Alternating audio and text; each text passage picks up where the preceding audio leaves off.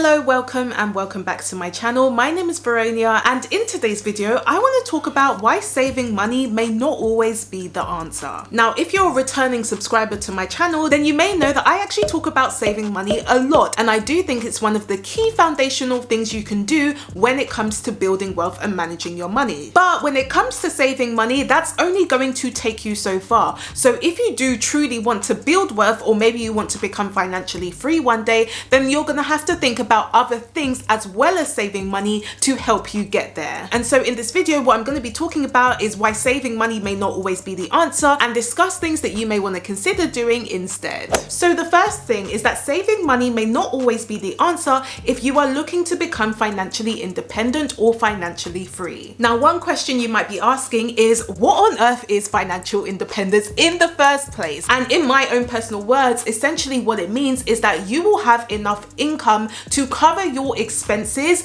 without actually having to work. So without having to trade your time for money. And basically what that means is that you have income from other sources. So these are other assets, which are essentially putting money in your pocket, meaning that your money is working for you and you don't necessarily have to work to get that money. And so if something like that sounds appealing to you and you think that actually I would love to become financially independent one day, well then that's going to be very difficult to achieve if you only focus on just saving money. And the reason why that's going to be very difficult to achieve is because when it comes to saving money, essentially what you're going to be doing is just placing your money in a bank account, and so your bank may reward you with some interest because you have chosen that bank to put your money in. But where the problem lies is that the amount of interest that you get is basically chicken change, and particularly in the time that we're in, you would even be lucky to get a 1% interest on your savings. And if you are lucky enough to get a 1% interest rate, it's going to take a lot of time and money in order for you to actually reap those benefits properly. So if you're looking to become financially independent, in order for you to figure out how much you may need to become financially independent,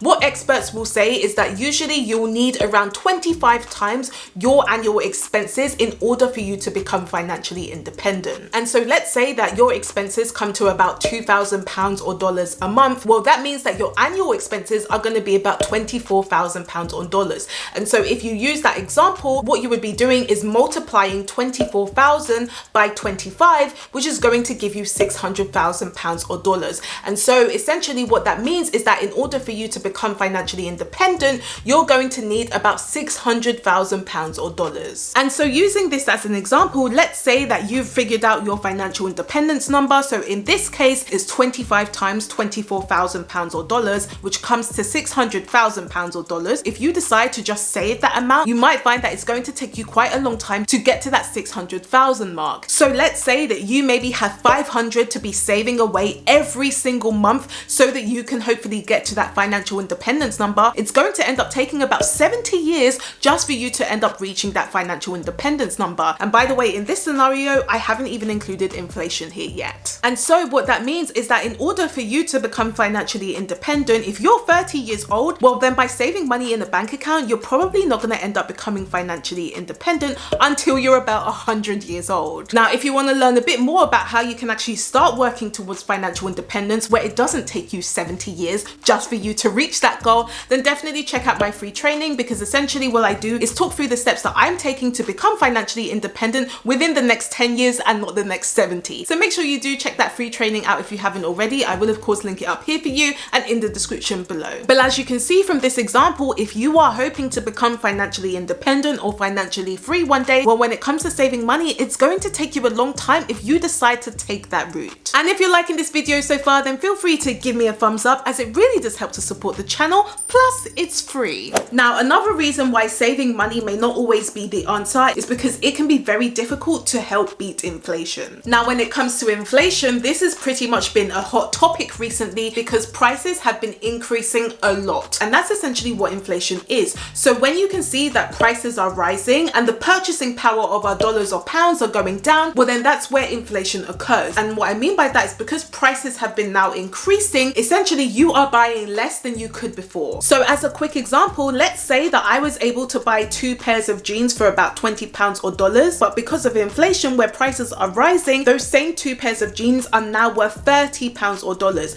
And so what that means is that I'm no longer able to buy the 2 pairs of jeans. I'm probably only going to have enough money to buy one. And so now you might be asking, okay, Auntie V, well, what has inflation got to do with me saving money? Well, the reason why it's actually really important is because if prices are rising and your money is not rising with that too, well then technically you're going to be losing money over time. And so for example, in this case, in the past, we have actually had inflation at around 2%. And so what that means is that prices would be rising at around 2% each year. And so if everything around you is going up by 2%, but you're only getting 1% interest if you're saving your money in the bank, well, what that means is that every single year, whilst prices are rising by 2%, your interest is only rising by 1%. And so what I mean is that there's going to be less purchasing power when it comes to the money in your bank account. And the reason being is because obviously prices have been rising by about 2%, but your money has only been rising by about 1%. And so there's going to be a 1% difference, which means that you are going to be losing money, losing 1% in this case, over time. And particularly if we look at the rate of inflation recently, we've been having rates of inflation of about 5% or upwards. So if prices are rising by about 5% and you're making less than 1% when it comes to your savings, well then obviously there's quite a big difference there. And so over time, if we continue to have inflation at about 5%, you're going to be losing even more money over time. Now, before you start running to your bank trying to take out all of your savings, because there's obviously all of this inflation going on, it's really important to be educated around this and understand that there are going to be times where saving your money is going to be more effective, even if we do have inflation going on. But the reason why I wanted to stress and make this point is that if you're really thinking about saving money, especially for the long term, so for years and years and years to come, well then you really need to be aware of inflation, because essentially what it means is that if you just keep saving money and that's all you do, you're more likely to get poorer over time. And that's why you may always hear that inflation is the silent tax, because you may not physically see it, but it is happening every single year. Now, if you're not really sure when you actually should be saving your money, then don't worry, Auntie V's already got you. So I do have a video outlining a few scenarios where you may want to save your money versus investing your money instead. So make sure you check that video out if you haven't already. I will of course link that up here for you and in the description below. But essentially what I'm trying to say is that when it comes to prices rising and inflation going on, there are going to be times where saving money may not always be the answer, especially if you actually want to get ahead of inflation. And so now that I've outlined why saving money may not always be the answer, I want to talk about what to do instead. So if you are trying to become financially independent, or you're really wanting to keep up with inflation at least, what you will probably want to consider is investing. Now, why investing can actually help you become financially independent or even just keep up or beat inflation overall is because what it's essentially going to do is make your money work for you.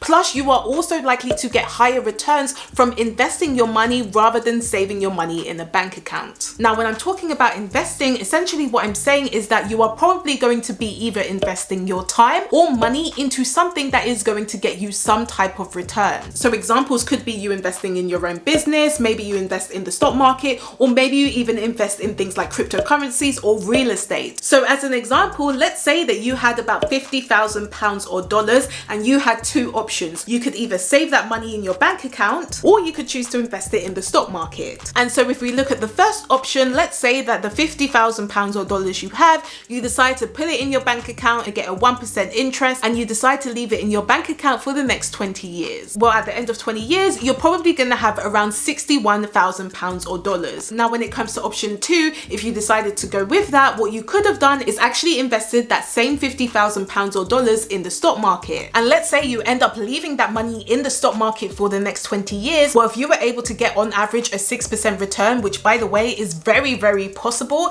if you were able to get that rather than having 61,000 like your bank account, you could potentially end up having over 165,000 pounds or dollars. That is more than 100 grand, 100 grand. And that is simply because you've decided to invest that money and get a higher return instead of just saving your money. Now, when it comes to investing, it's also important to remember that there are going to be risks involved, okay? So you're not always guaranteed to make money. There are going to be times where your investments go up, but there are probably going to be times where your investments go down as well. And so that's why doing your research is going to be really, really important. But it's worth remembering that when people do invest their money, they're doing it for the long term. So for example, in my case, I know that my investments aren't always going to go up. I know that there are going to be some short-term swings where sometimes my investments go up and sometimes my investments go down, but I am confident that over the long term, my investments will end up going up over time. So yes, when it comes to investing, there are going to be some risks, but I would also say that personally for me, that there are also risks when it comes comes to saving your money for years to come, especially when you take into account things like inflation. Now, being aware that I'm not a financial advisor, so I'm not telling you what to invest in,